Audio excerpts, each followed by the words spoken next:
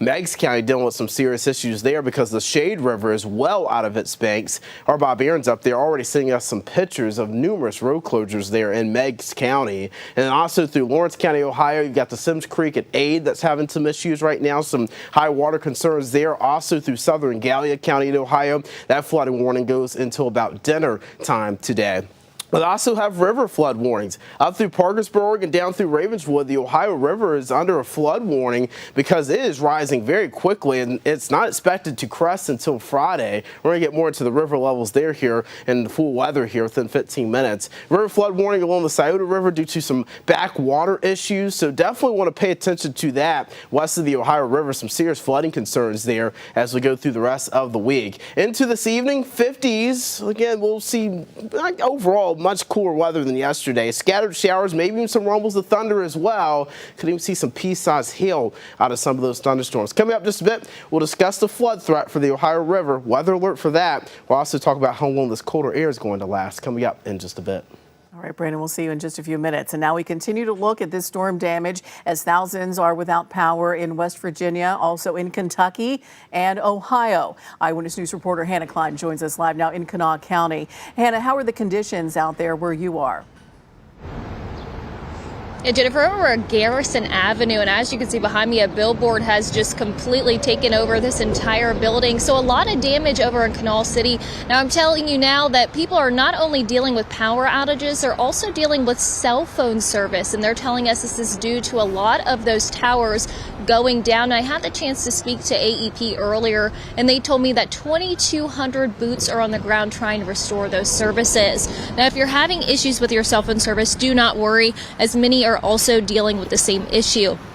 As for power outages, they have dipped below 100,000 overnight as restoration efforts are picking up today. Now, Governor Jim Justice has declared a state of emergency for a few of the impacted counties. Well, the state of emergency covers those in Fayette, Kanawha, Lincoln, and Nicholas County. Now, we've been keeping an eye out on those outage numbers. So in Putnam, they currently have less than 5,000. Kanawha is still dealing with a majority of the outages at 44,000. Fayette County over 10,000, and Nicholas County has over 8,000 reported outages. Now, AEP tells us that crews from their Virginia, Alabama, and Maryland services are giving mutual aid, but they are still dealing with some challenges. So we've got a bit of challenges in the field. We've had to order special equipment to come to the state to help us get to hard to access areas. We've got helicopters in the air today. We're using drones to see where damage is that we were not able to see from the ground. So we're utilizing anything we can to get service restored. Now, I do want to extend to you that you will still be able to call 911 even if you do not have cell phone service. So take a look at your screen. Appalachian Power tells me they are estimating that 90% of their customers in Boone, Logan, and Mingo in Raleigh County will have services restored tonight by 11 p.m. And the remaining customers in the other regions, so that's Putnam and Kanawha, they're saying Thursday at 11 p.m. you should have those services back up and restored. And we'll continue to update you. But for now in Kanawha County, Hannah Klein, Eyewitness News. Hannah, thank you very much. And right now, Kanawha County commissioners are beginning the damage assessments from yesterday's severe storm. Now, if you have property damage from the weather events in Kanawha County yesterday, you should fill out the weather damage survey. This is a QR code on your screen right now. If you scan that with your camera on your phone, it'll take you directly to the survey. And if you are taking that survey, you'll want to have some photos of the damage that you have. So make sure you have all of your information together. If you don't have access to the internet right now, you can call the number below on the QR label to report the damage. That is the Kanawha County Planning and Development phone number. The County Commission is also urging you to contact your private insurance company about storm damage coverage. And now we turn to that devastating damage and debris left behind from those very high winds. Eyewitness News anchor Anthony Kahn joins us live now in Dunbar after that Tudor's employee had their car smashed by that falling billboard yesterday. Anthony?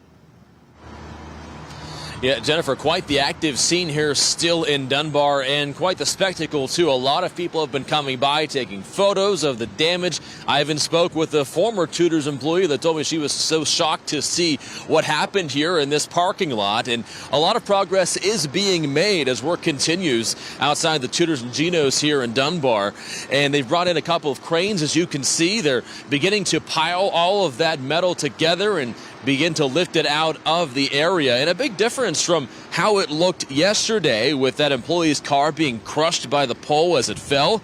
That employee just leaving his car minutes before that incident happened. We went around and spoke with neighbors today, and they said they were really shaken up whenever they heard the noise. I hear this loud kaboom. I look out, I can't see across the street, it's all black. And I said, what happened? And when I saw it, I thought it was a boat. Somebody had turned over a boat out there, but it's all that sign had fallen down and it looked kind of bad. And thankfully no one injured in that, despite how bad this really has looked. And I did speak with Dunbar Police Chief Brian Oxley about this, and he said that crews out here are cutting up these metal pieces right now to make them easier to haul away, and that all of this would take at least another day. In the meantime, Fairlawn Avenue behind me, where all of this rubble still is still closed, obviously, today. So a lot of other ways you can get around town, but you just can't take this one here, as they're still working to clean this up. We'll keep you updated throughout the day on the progress that's being made. For now, live in Dunbar, Anthony Kahn, Eyewitness News. Big job ahead of them there. All right, Anthony, thank you so much. Right now, crews with the National Weather Service are surveying the damage in Lawrence County, Ohio. They saw a lot of damage, too. Eyewitness News reporter Gil McClanahan joins us live from Hanging Rock with a look at what's going on there. Gil, what do you see? Well, Jennifer, they began the day in Proctorville, making their way this way toward Hanging Rock, where I am at right now. I just got done talking with them, and they said that that they've seen a lot of damage, and that the winds were anywhere from 90 to 102 miles per hour, and that's just enough to do some significant damage here in this section of Hanging Rock. I'm going to step out of the way right here, let you see this trailer that's here behind me. I'm told that 4 people were inside of that trailer, including one who was in a wheelchair.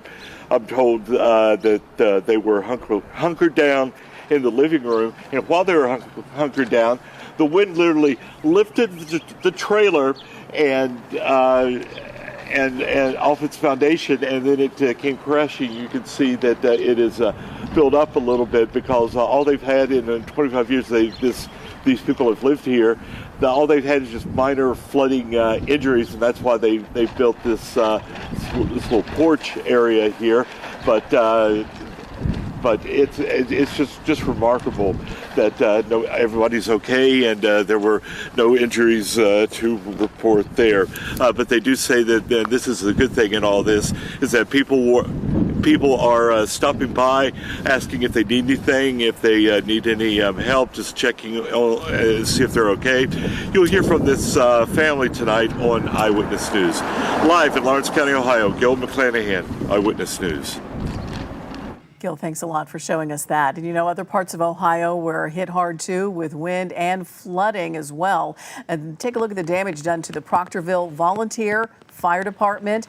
The firefighters say they heard crashing, and the next thing they knew, part of the roof was picked up by the wind and thrown. They say they have 3 trucks that were trapped under the wreckage, but they believe the building is still mostly structurally sound. They was in the office area. They heard crashing. They self, and they had 2 of their children here with them, shoved them in the bathroom. Rode the storm out. It virtually picked the roof off our back bay and set it on one of our members' garage and house. For us in this part of the county, this is one of the worst that I've seen, other than high water. Crews here say they have been able to contact their neighboring stations to help out on calls while the Proctorville VFD is out of service. Right now, they're looking into alternate solutions until they can get that building repaired. Still to come for you this afternoon, severe weather isn't over. We're looking ahead to some possible high water issues. Who's going to deal with that and when it could happen? Next.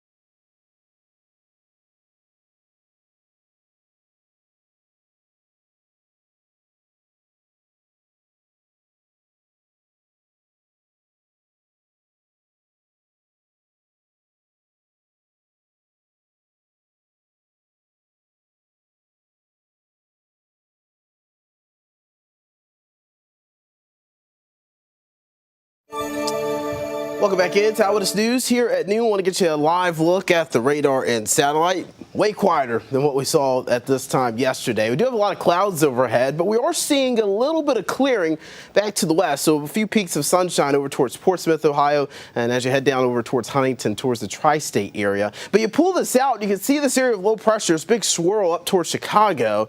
This area of low pressure is actually kind of our next weather maker, and it's going to start to build in as we go into today. And actually see the strong northwest wind it's going to be bringing in. We're already starting to feel that breeze right now, 20 to 30 mile per hour wind gusts. And as this area of low pressure drives in, we'll track some scattered showers developing later this afternoon and evening, and some of those could even produce a thunderstorm. Now, these storms won't be severe, but we could still see some pea-sized hail out of some of these storms, maybe even some graupel. So you might see some tiny ice pellets coming out of these storms later today. Upper 50, I should say mid-50s this afternoon, so much cooler than yesterday. We drop back into the 40s by 10 o'clock tonight and just kind of get ready for some colder air to fill in here by Thursday and Friday.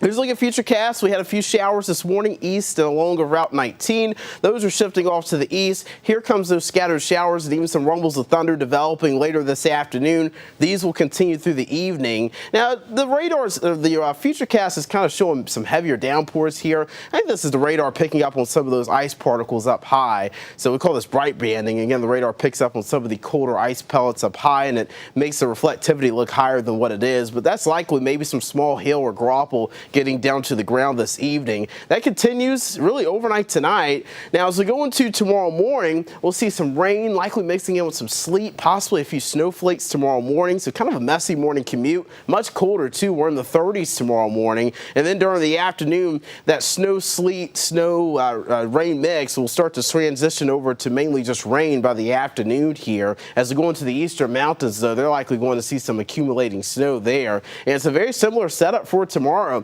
Could see some pea-sized hail, maybe even some graupel as well. Again, we've just got a lot of colder air up high, but enough warm air at the surface to where we aren't necessarily seeing snow, but some of those ice particles are able to make it down. We should start to slowly dry out Thursday night, but Friday we could likely still see a few more scattered showers developing.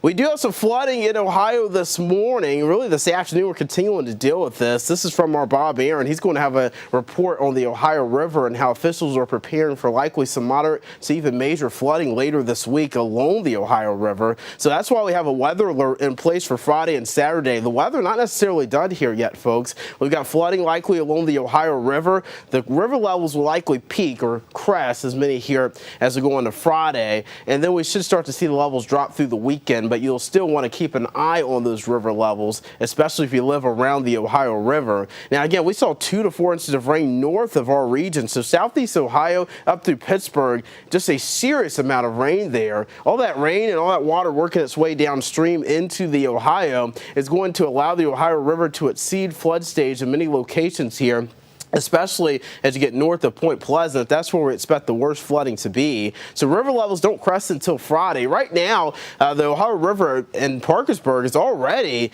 at action stage. We're at moderate flood stage at Bellevue Lock, the Belleville Lock location, and then Ohio River at Point Pleasant, still below flood stage. But again, these river levels are rising very quickly here, and that's why we expect some issues, especially by Friday and into Saturday. So definitely want to keep an eye on that for sure. There's already flood warnings in place along the Ohio River, all the way from Parkersburg down through Point Pleasant and even towards Ravenswood. So definitely want to use some caution there. The Ohio River at Pomeroy, that gauge is kind of broken right now. So just a heads up, if you live in Pomeroy, likely expecting some moderate to major flooding there by Friday and Saturday too. So heads up, weather alert Friday and Saturday for that. It is unsettled through mid and late this week with scattered rain and even some snow showers mixed in, maybe some sleet, some graupel and hail a possibility. Then by Saturday, I'm thinking the afternoon, we finally dry things out. Still cold to start the weekend. We're back in the 60s by Sunday, and then the solar eclipse will try to dry things out, but it will be a little cloudy by early next week. All right, Brandon, thanks a lot. A local business is getting involved to help out one of our neighbors. Papa John's Pizza is stepping up to help out the Kanawha Charleston Humane Association after that U-Haul truck ran into their building. Eyewitness News reporter Kenny Bass joins us from Papa John's in Kanawha City with the details. Of course, we all know about the troubles at the Kanawha Charleston Animal Shelter with the U-Haul ramming into the building. As a part of Sinclair's Day of Service, we're helping out the animal shelter, and we've reached out to our friends, including the fine folks here at Papa John's. Joining me is Praveen Srinivasan, who runs the stores in West Virginia and other places throughout America. Yes, sir. Thank you for agreeing to help out the shelter. What do you have in mind? For now, we want all our Papa John's locations in the Kanawha Valley to be a collection point for if you want to drop off food and any supplies that the animal shelter needs. We'll be glad to take them. And also in return, we'll give a free bread side for all the troubles and everything that you're going to go through to come to our location. You can use it anytime online in the future. And you're talking about in perpetuity, because the animal shelter always has needs and the demand is always there. You're going to do something else on your website. Absolutely. I was talking to Kat, my general manager here. She said when I got to know about what happened at the animal shelter, she said, I just wanted to go adopt all the dogs. So that's what everybody's feeling in this community. So what we want to do is we want to give 20% back. We're going to set up a coupon online. And this is going to be an ongoing thing. It's going to be a relationship with the animal shelter and, of course, with WCHS as well, where we'll donate 20% of our sales from a particular coupon to go to the animal shelter for all the needs that they have throughout the year, because the need is ongoing, and we just want to be a part of it. Praveen Srinivasan with Papa John's. So a coupon is coming where you can have 20% of the sale donated to the shelter, and right now you can drop off supplies, food, cleaning supplies, whatever the shelter usually needs at one of the 4 locations in Kanawha County, here in Kanawha City, also at Patrick Street, Cross Lane, St. Albans. I've been to all of them, man. I know exactly where they are. Thank you, Praveen, very much for your help. Thank you, Kenny. Appreciate it, and we're glad to be a part of this community. So help out the animal shelter, help yourself, get some great pizza here at Papa John's. Reporting from the Papa John's in Kanawha City, Kenny Bass, Eyewitness News. Kenny and Praveen, thanks so much. We appreciate that. Again, you can drop off pet food and supplies at any of Papa John's 4 Kanawha County locations. That's Kanawha City, Patrick Street, Cross Lanes, and also St. Albans. And look on the Papa John's website, too, for a coupon where the company will donate the 20% of your local pizza purchase to the Kanawha Charleston Humane Association. And you know, as the shelter right now is looking for foster families for those animals and also adoption opportunities while that construction on the building starts and goes on, we are going to be having our Pet of the Week up for adoption from the animal shelter coming up in our next half hour. So stick around for that. Also, if you want to help in a different way, just scan the QR code right here on your screen. That'll take you to a list of ways you can help them out. Donations also can be dropped off at our Charleston studio through next Tuesday, April 9th. Thanks so much for helping out the Kanawha Charleston Humane Association. The total solar eclipse is just a week away. Most people believe this amazing event can only be experienced with your eyes, but we're going to take a look at one company who's using their skills to allow anyone to witness the incredible sight.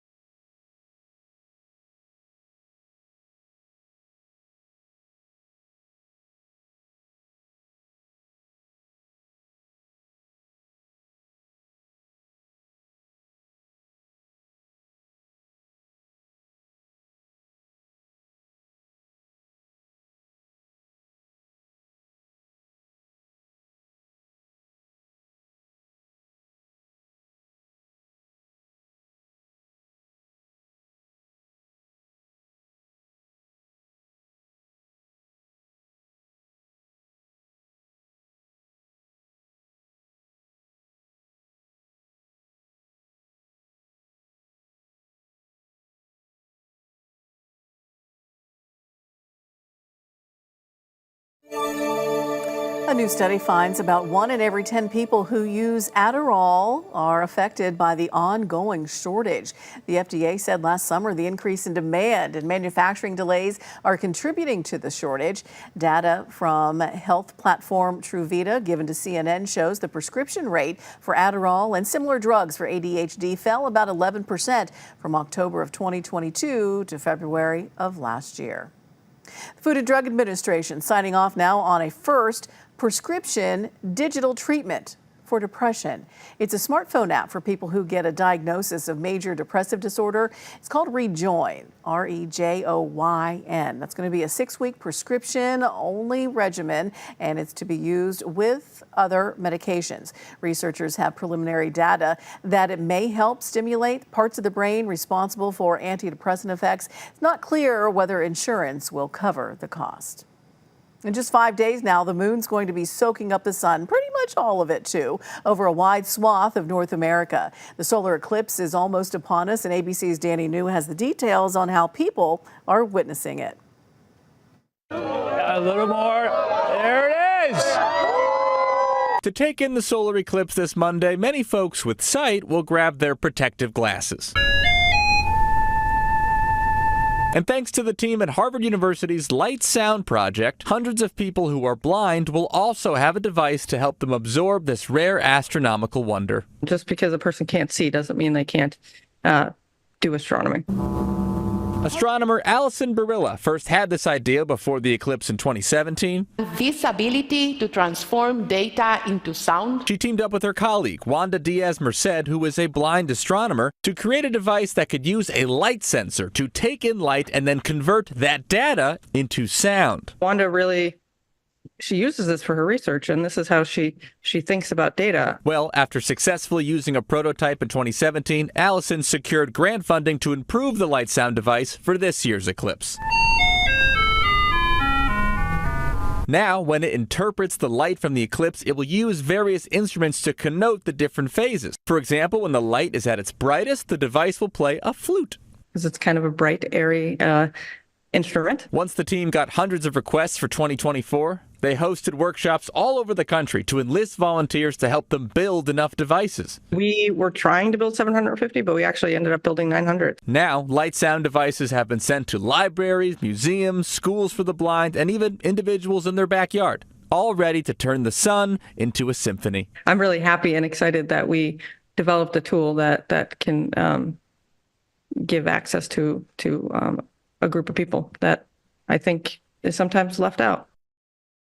For the record, once the sky goes into total darkness, the device will only play a light clicking sound so its users can hear what's going on around them and experience the eclipse with their community.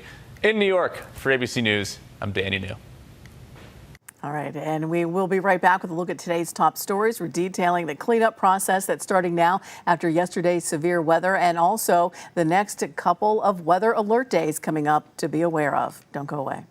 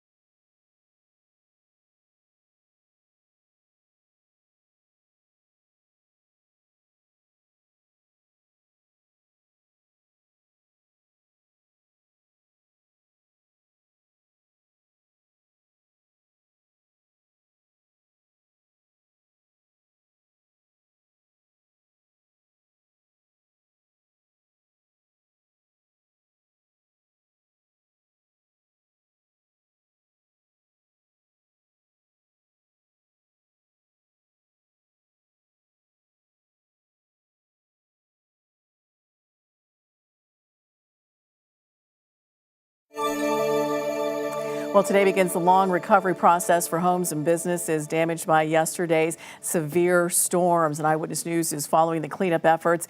Many people are without power today, and we have team coverage for you, starting with Storm Team meteorologist Brandon Lawson. Now, we're in the Weather Center, Brandon. I know you're keeping an eye on the next couple of days. We're barely away from yesterday's storms, and now we've got more coming up. Yeah, that's right. We're tracking some high water concerns over towards southeastern Ohio, and especially along the Ohio River. We're really going to have to pay attention to that body of water here as we get into late this week. Do want to talk a little bit about yesterday's system. Yesterday's system could go down as a derecho. I mean, it was a wall of wind damage that just pushed through our area, and it went for several miles. Now, for a derecho, you got to have a line of wind damage, more than 240 miles, that wind damage has to stretch, and also the frequent gusts of 60-plus miles per hour, which we definitely saw that. We also saw that line of wind damage. It's just a matter of how long that line of storms went, and I believe it is going to eclipse that 240 miles there. Current temperatures right now, we're transitioning into a cooler phase, so temperatures in the mid to upper 40s, only some low 50s as you get over towards Scioto River Valley.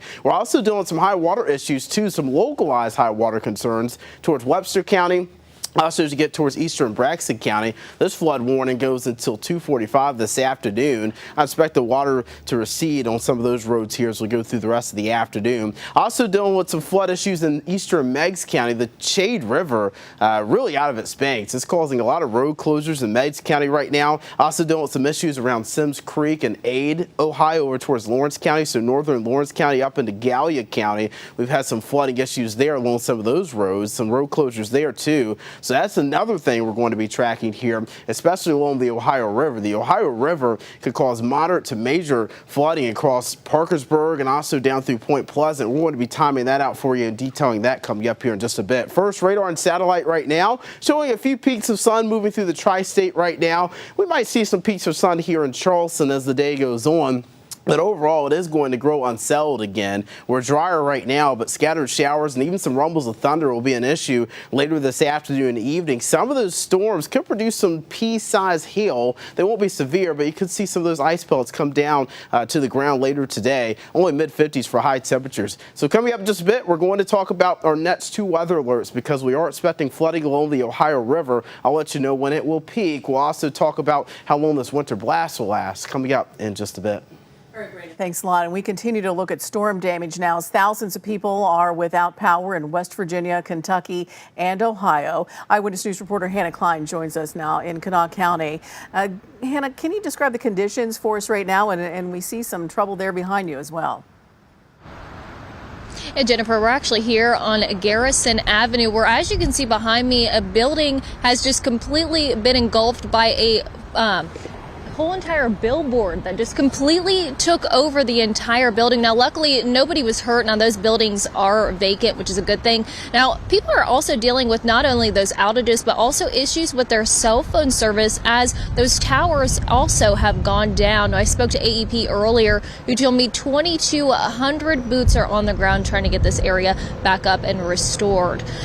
Well, if you're having issues with your cell phone service, just do not worry, as many are dealing with the same issues. Now, as for power outages, they have dipped below 100,000 overnight as restoration efforts are picking up today. Now, Governor Jim Justice has declared a state of emergency for a few of the impacted counties. Now, the state of emergency covers those in Fayette, Kanawha, Lincoln, and Nicholas County. And we've been keeping an eye out on the outage numbers. So in Putnam, they currently have less than 5,000. Kanawha is still dealing with a majority of the outages. That's at 44,000. Fayette County over 10,000, and Nicholas County has over 8,000 reported outages. Now, Appalachian Power tells us that crews from their Virginia, Alabama, and Maryland service are giving mutual aid, but they are still dealing with some challenges. We've got a bit of challenges in the field. We've had to order special equipment to come to the state to help us get to hard-to-access areas. We've got helicopters in the air today. We're using drones to see where damage is that we were not able to see from the ground. So we're utilizing anything we can to get service restored.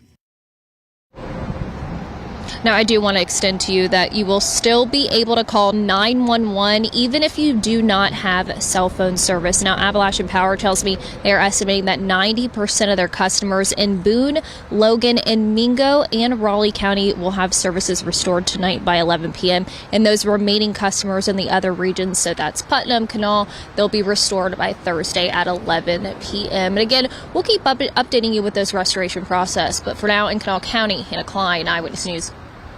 Be a long couple days in the dark there with no power and the temperatures dropping down. Hannah, thanks a lot for detailing that. We appreciate that report. And right now, the Kanawha County Commission is beginning damage assessments from the storm yesterday. If you have property damage from the weather event yesterday, you should fill out a weather damage survey. You can scan the QR code right here on your screen with your phone if possible. It can take you directly to the survey. If you're taking that, you'll want to have photos of the damage that you are experiencing. If you don't have access to the internet right now, you can call this number to report the damage. That's 304-357-0570 to report damage. That's the Kanawha County Planning and Development phone number. The County Commission is also urging everyone to contact your own private insurance company about your storm damage coverage.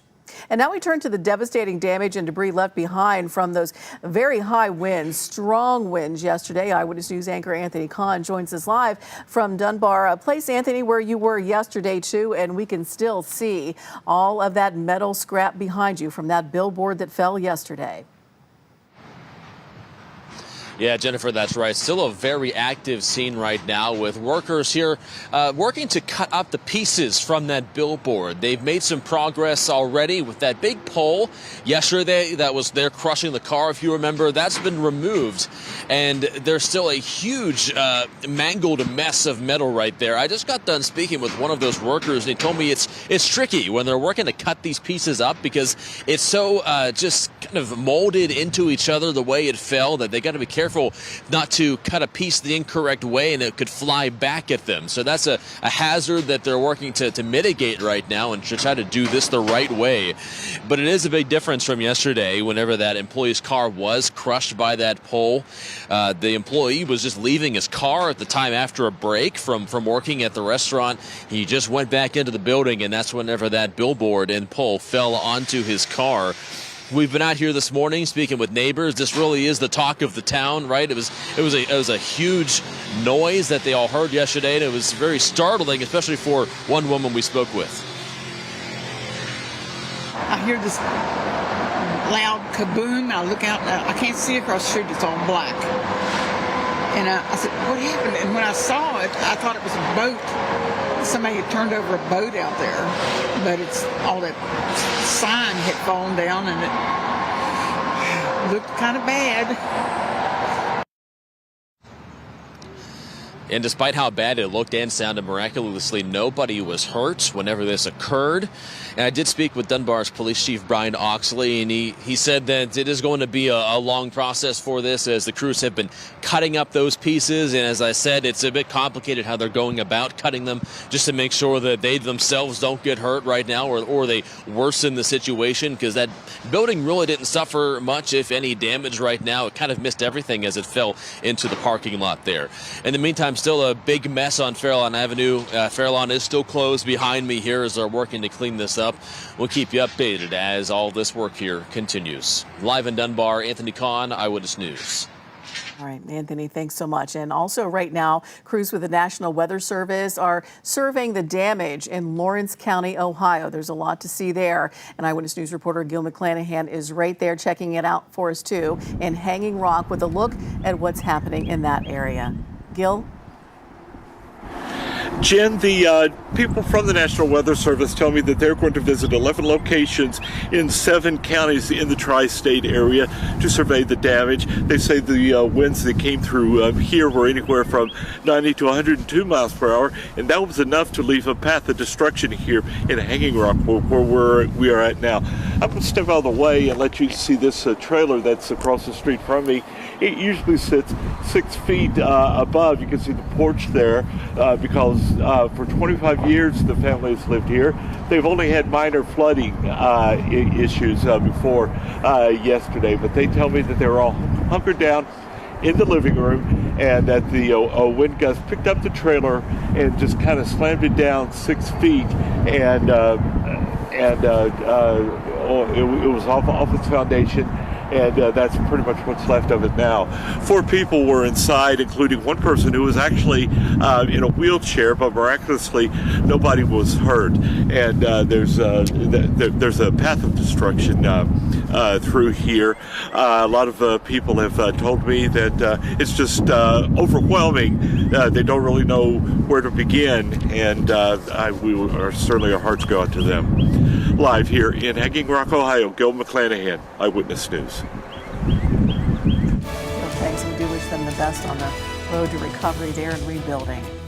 Well, coming up, an esteemed British actor trying his hand in the director's chair. Coming up, a behind-the-scenes look at the newest action-packed thriller and the challenges the lead actor faced in order to get the perfect shot.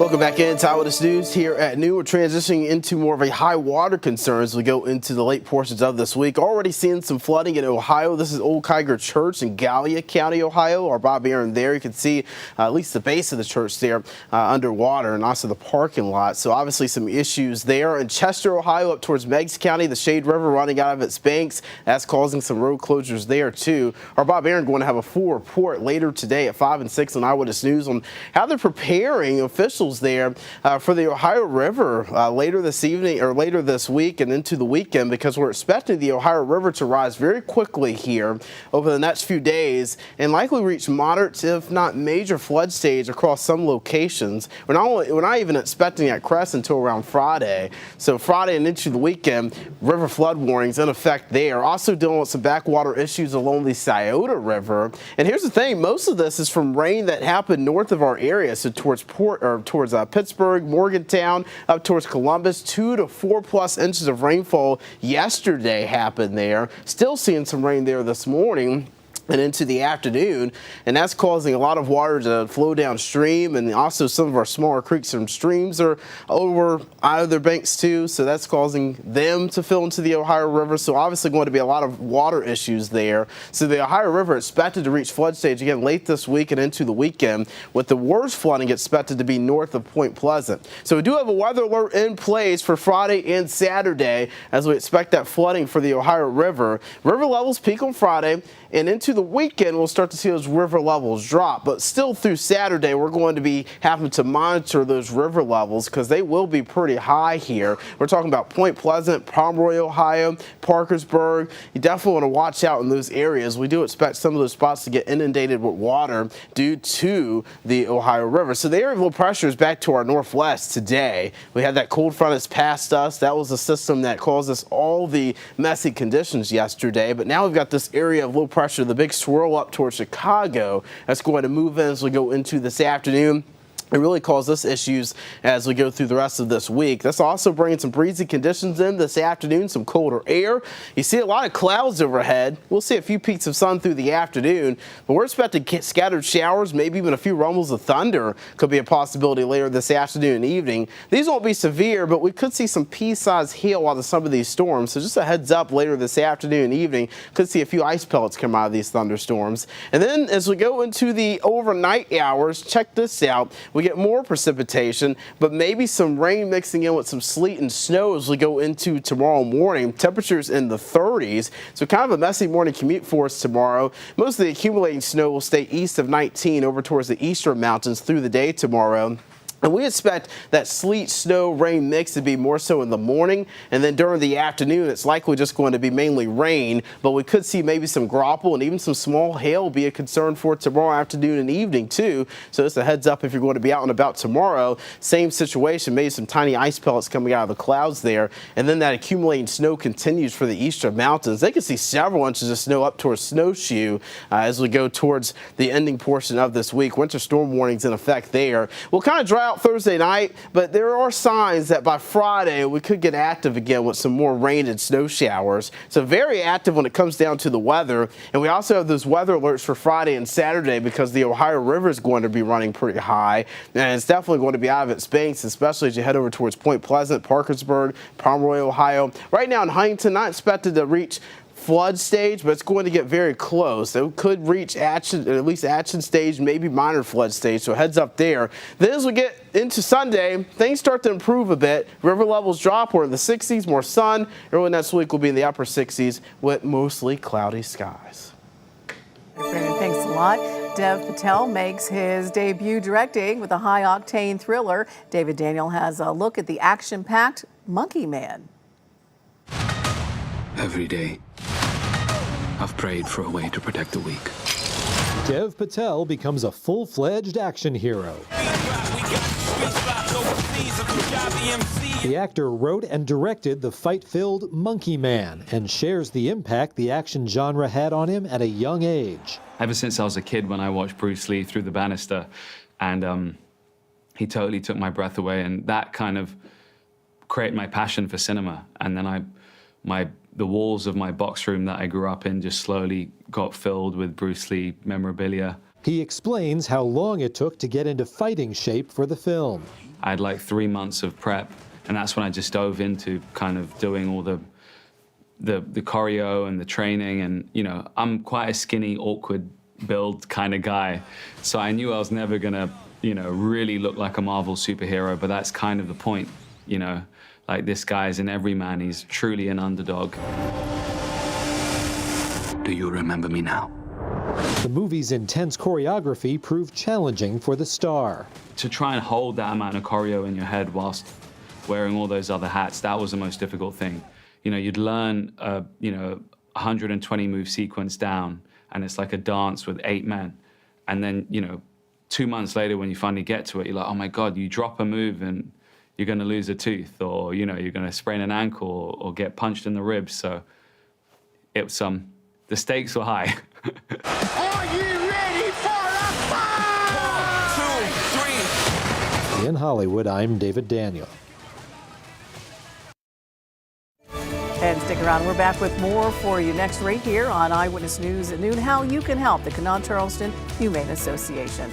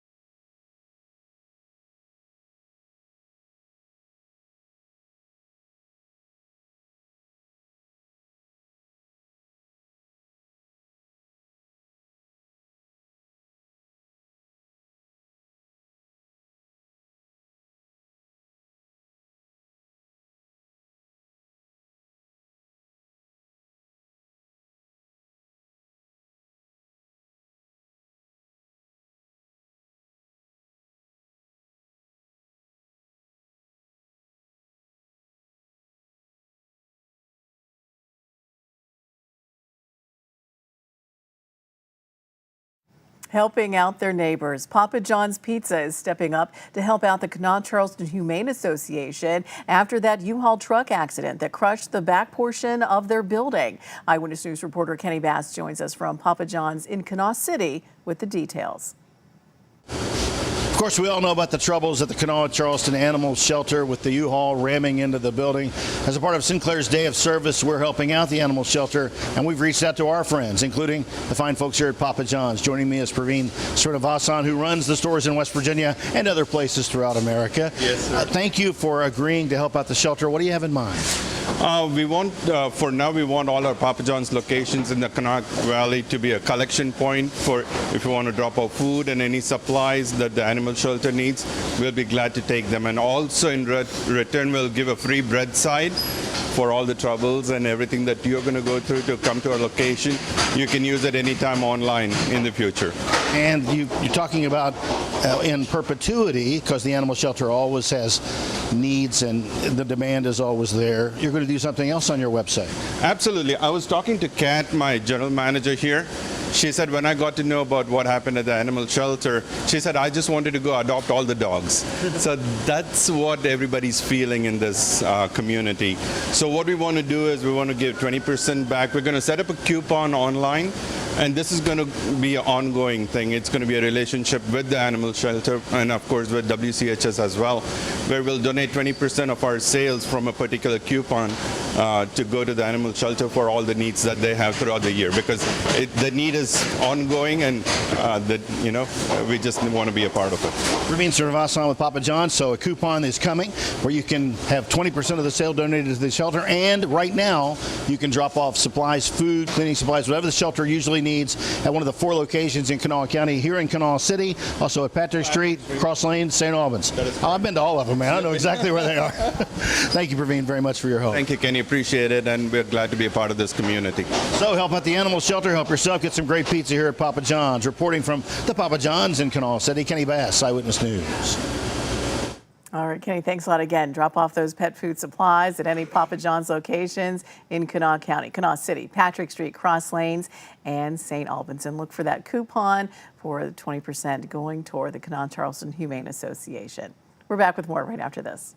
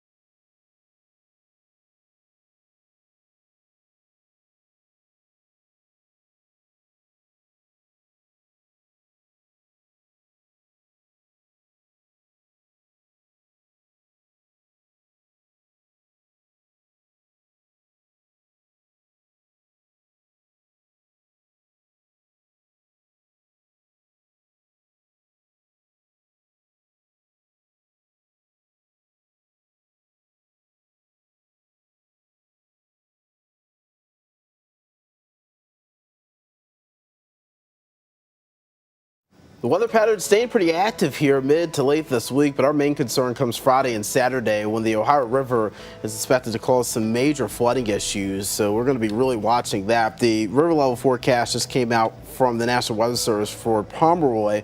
They're now projecting major flood stage there. So we could see similar conditions to what we saw in the 2018 floods there in Pomeroy. So the Pomeroy area, Point Pleasant and points north, I'll start thinking about how you're going to get the higher ground and just get ready for some flooding there. We'll definitely be watching that weather alert those 2 days for that. Okay, all right. Thanks for filling us in there. And keep up to date with that all the time at WCHS-TV.com. You can also watch us live when we're on air from our website as well.